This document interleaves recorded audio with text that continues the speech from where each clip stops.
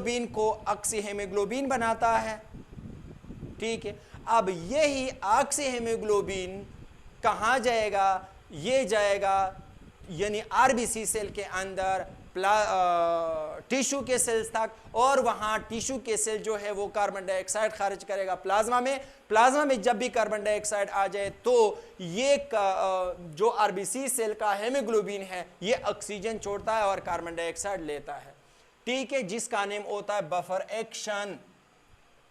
Oxygenation होगा, फिर इसके बाद क्या होगा? ये थ्रो द बफर एक्शन क्या करता है? यानी ब्लड हीमोग्लोबिन ऑक्सीजन देता है टिश्यू को या प्लाज्मा को। ठीक है, लेकिन फिर प्लाज्मा से, फॉर एग्जांपल यहां पे प्लाज्मा में आया फर्स्ट, तो फिर इस प्लाज्मा के बाद आएगा कहां पे? टिश्यू के सेल के अंदर यानी साइटोप्लाज्म में, और फिर यहां पे क्या होगा? सेलुलर रेस्पिरेशन होगा। ये था स्टूडेंट्स ट्रांसपोर्ट ऑफ ऑक्सीजन, यानी 3% और 97% डिजॉल्व फॉर्म में और as a oxy haemoglobin form में। तो ये 100% क्या हुआ? ट्रांसपोर्ट हुआ ऑक्सीजन का। दूसरा जो ट्रांसपोर्ट होता है रेस्पिरेटरी गैस का वो होता है कार्बन डाइऑक्साइड। अब कार्बन डाइऑक्साइड कैसे ट्रांसपोर्ट होता है? ठीक है, कार्बन डाइऑक्साइड का फर्स्ट हम देखते हैं परसेंटेज। डिजॉल्व फॉर्म में होता है 7% ट्रांसपोर्ट। एज ए कार्बनिक एसिड इसका कोई वैल्यू है नहीं, बहुत ही कम कार्बनिक एसिड फॉर्म में क्या होता है? ये ट्रांसपोर्ट होता है carbon dioxide from the tissue to the lungs. और as a bicarbonate, as a bicarbonate यानी HCO3, एज ए बाइकार्बोनेट की फॉर्म में ये 63% ट्रांसपोर्ट होता है टिश्यू से लंग्स तक। Carb amino compound. अब कार्ब अमाइनो कंपाउंड क्या होता है? ये अभी भी मैंने बात किया कि जब भी हीमोग्लोबिन के साथ कार्बन डाइऑक्साइड बाइंड होता है तो कार्ब हीमोग्लोबिन बनाता है। अगर ये प्लाज्मा प्रोटीन के साथ बाइंड हो जाता है तो ये क्या बनाता है? कार्ब अमाइनो कंपाउंड बनाता है, यानी ये carb amino protein, sorry carb amino protein बनाता है। अच्छा, अब ये स्टूडेंट्स फर्स्ट हम डिजॉल्व फॉर्म की बात अगर हम करें तो डिजॉल्व फॉर्म में कैसे होता है? डिजॉल्व फॉर्म में कार्बन डाइऑक्साइड यहां टिश्यू से, फर्स्ट कार्बन डाइऑक्साइड इस टिश्यू के सेल से डिफ्यूज होकर आउटर जो एक्स्ट्रा सेलुलर मैट्रिक्स है इसमें आएगा। यानी टिश्यू का सेल के अंदर कार्बन डाइऑक्साइड प्रोड्यूस हुआ तो फर्स्ट ये कार्बन डाइऑक्साइड वहां पे जो इंटरस्टिशियल फ्लूइड है, एक्स्ट्रा सेलुलर मैट्रिक्स है, एक्स्ट्रा सेलुलर फ्लूइड है, इसके अंदर क्या होगा? डिफ्यूज होगा कार्बन डाइऑक्साइड। अब यहां पे आया, ये दूसरे सेल का क्या होता है? प्लाज्मा मेम्ब्रेन है, और ये फॉर एग्जांपल न्यूक्लियस है, और ये क्या होता है? साइटोप्लाज्म है। यहां से भी कार्बन डाइऑक्साइड जा सकता है एक्स्ट्रा सेलुलर फ्लूइड में। फर्स्ट एक्स्ट्रा सेलुलर फ्लूइड में कार्बन डाइऑक्साइड आया और अब यहां से डिफ्यूज होकर प्लाज्मा पार्ट में आएगा। यानी ये प्लाज्मा पार्ट है ब्लड का, तो प्लाज्मा पार्ट में यहां पे वाटरी के पार्ट जो है प्लाज्मा का, उसके साथ क्या होता है? सॉल्यूशन बना के, और जब ये प्लाज्मा पार्ट क्या करता है? फ्लो करता है, और ये यानी फर्स्ट तो ये ब्लड जो होता है अब ये डीऑक्सीजनेटेड बन गया। अब ये ब्लड कहां जाएगा? ये ब्लड जो है ये फर्स्ट इस डायरेक्शन से फ्लो करेगा, हार्ट तक जाएगा, और हार्ट इसको पंप करके दोबारा कहां आएगा? लंग्स की तरफ। और जब ये लंग्स में से पास होता है तो प्लाज्मा से कार्बन डाइऑक्साइड लंग्स में आएगा, और ये ऑक्सीजन लंग से लेकर ब्लड को फिर ऑक्सीजनेट बनाता है, और जो डीऑक्सीजनेटेड ब्लड था यानी ब्लड विद कार्बन डाइऑक्साइड, वो अब क्लीन हुआ कार्बन डाइऑक्साइड से। ये तो प्लाज्मा यानी 7% क्या होता है? डिजॉल्व फॉर्म में, यानी प्लाज्मा के अंदर डिजॉल्व होकर ट्रांसपोर्ट होता है कार्बन डाइऑक्साइड। दूसरा कार्बनिक एसिड जो होता है वो बहुत ही कम है, क्योंकि परसेंट अगर हम देखें 7% डिजॉल्व फॉर्म में है, 63% एज ए बाइकार्बोनेट में है, और कार्ब अमाइनो कंपाउंड की फॉर्म में 30% इस शक्ल में ये फ्लो करता है यानी ट्रांसपोर्ट होता है। तो ये 7 और 63 तो ये हो गए 70, 70 और 30 हो गया 100%। दूसरा, as a bicarbonate, as a bicarbonate, लेकिन एज ए बाइकार्बोनेट से पहले यानी 63% से पहले हम कार्ब अमाइनो कंपाउंड डिस्कस करते हैं कि कार्बन डाइऑक्साइड यानी 30% टिश्यू के सेल से ट्रांसपोर्ट होता है in the form of carb amino compound. जो कार्ब अमाइनो कंपाउंड होते हैं ये होता क्या है, देखें, अगर कार्बन डाइऑक्साइड सेल के टिश्यू से एक्स्ट्रा सेलुलर फ्लूइड में आया है और अब ये सेलुलर फ्लूइड से यहां पे ट्रांसपोर्ट होता है प्लाज्मा में, ये प्लाज्मा पार्ट हुआ। अब प्लाज्मा का ये है प्लाज्मा का प्रोटीन, अगर कार्बन डाइऑक्साइड प्लाज्मा प्रोटीन के साथ बाइंड हो जाए, प्रोटीन के साथ बाइंड हुआ, तो इसको हम कहते हैं carb amino protein. For example ये है प्लाज्मा प्रोटीन, अब प्लाज्मा प्रोटीन के साथ क्या है, कार्बन डाइऑक्साइड है, इसके साथ क्या है, कार्बन डाइऑक्साइड अटैच है। ये क्या बनाता है, ये बनाता है कौन सा चीज, कार्ब अमाइनो प्रोटीन, यानी प्लाज्मा प्रोटीन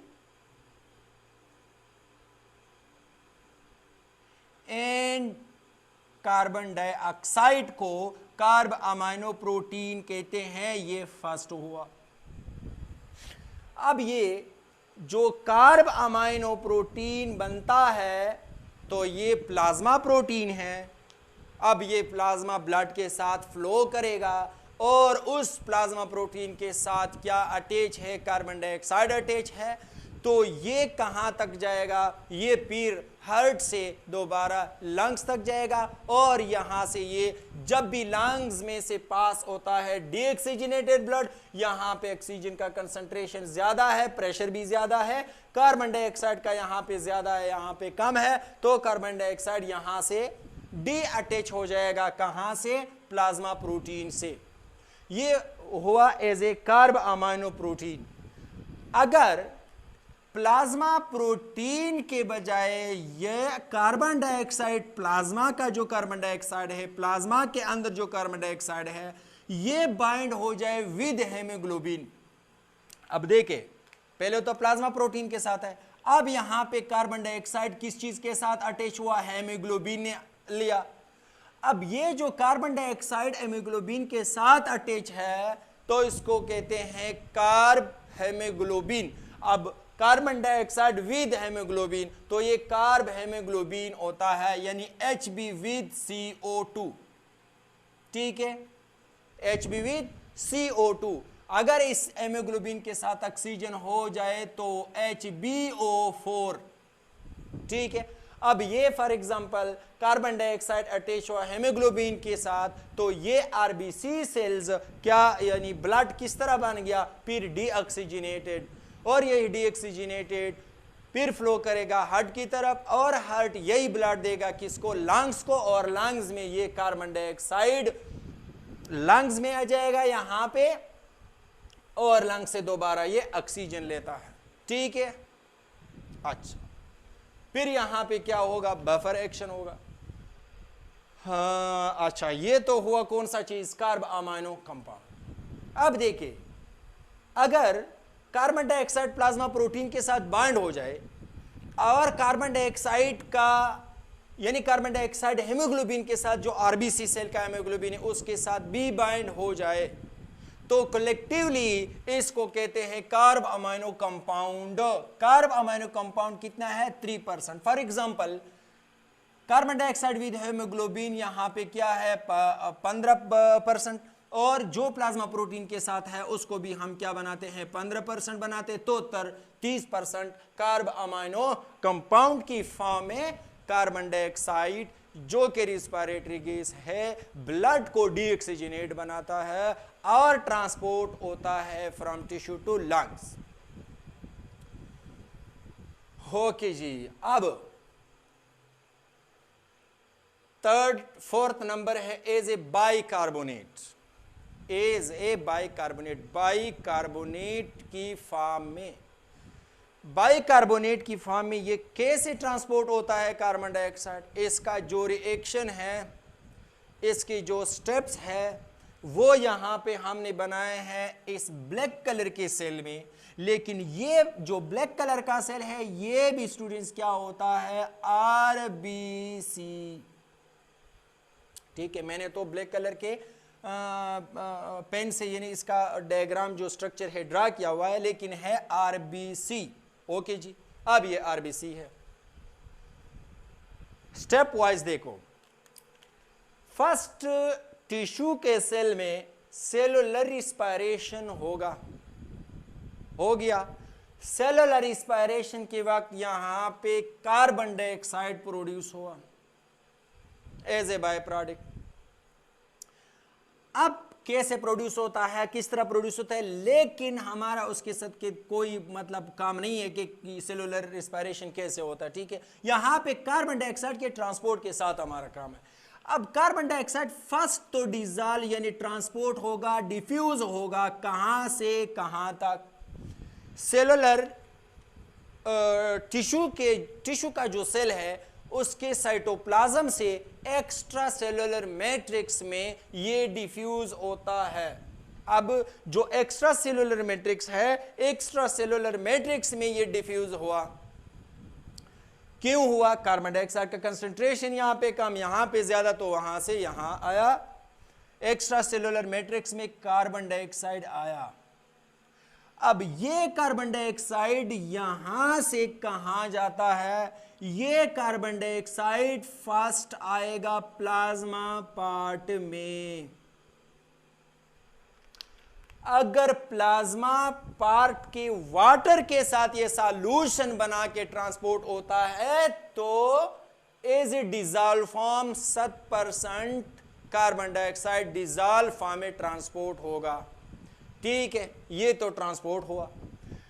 अगर प्लाज्मा के प्रोटीन के साथ ये बाइंड हो जाए तो कार्ब अमाइनो प्रोटीन बना के फिर ये टिश्यू से लंग्स तक ट्रांसपोर्ट होगा। अगर ये आरबीसी सेल के हेमोग्लोबिन के साथ अटैच हो जाए और ट्रांसपोर्ट हो जाए तो फिर भी कार्ब अमाइनो यानी कार्ब हेमोग्लोबिन फॉर्म में ये ट्रांसपोर्ट होता है। लेकिन इन तीनों में से इसके अलावा जो कार्बन डाइऑक्साइड का ट्रांसपोर्ट एज ए बाइकार्बोनेट है वो कैसे होता है। अच्छा जी, फर्स्ट तो प्लाज्मा से कार्बन डाइऑक्साइड इंटर हो जाएगा, प्लाज्मा से आरबीसी सेल के साइटोप्लाज्म में, यानी यहां पे आया, यानी आरबीसी सेल में इंटर हुआ।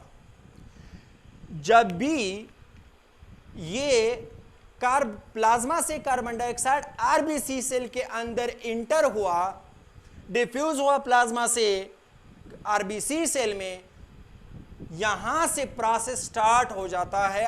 और ये आरबीसी सेल ये तो ब्लड है और ब्लड फ्लो भी करता है, रिएक्शन भी होता है आरबीसी सेल के अंदर। अब बाद में हम ये भी देखेंगे कि आरबीसी सेल के अंदर ये रिएक्शन यानी जो रिएक्शन है ये एक क्यों होता है और बाहर प्लाज्मा में क्यों नहीं होता।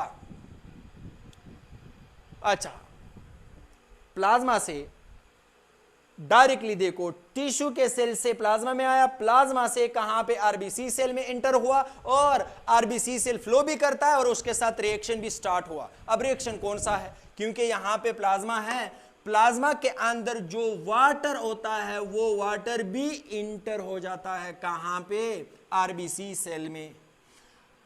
कार्बन डाइऑक्साइड और H2O के दरमियान में जो रिएक्शन होता है, कार्बन डाइऑक्साइड H2O के साथ जब रिएक्शन करता है और एज ए न्यूली प्रोडक्ट बनाता है तो ये एक एंजाइम की प्रेजेंस में होता है। अब ये एंजाइम क्या होता है, इस एंजाइम का नेम है